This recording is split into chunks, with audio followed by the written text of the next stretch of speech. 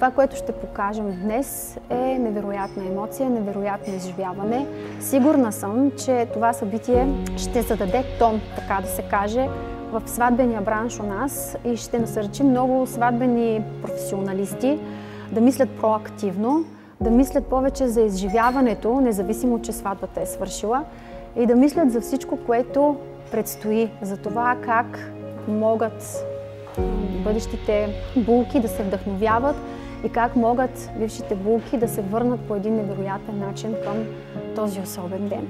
Изключително съм щастлива за всички, които ще дойдат днес, за това, че ще споделим емоцията, и най-вече съм щастлива за това, че съм вдъхновителя на това прекрасно събитие. Вярвам, че всички ще го оценят и тепърва ще покажем какво сме сътворили в този прекрасен ден, а сега отиваме да празнуваме заедно с всички.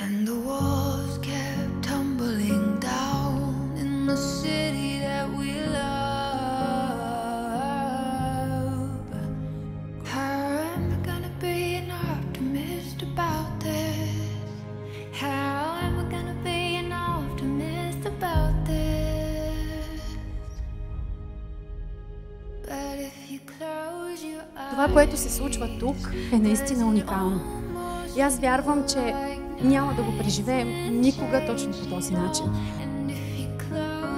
Исках да ви благодаря, не само, че сте тук, а да ви благодаря за това, че ми се доверихте, за това, че с всяка една от вас имаме своят си път. Извървяхме много заедно и вярвам, че тепърва ни предстоят още по-горещи празници, още по-емоционални моменти,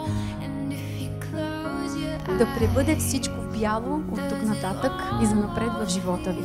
И сега искам да се аплодираме всички за това, че сме тук.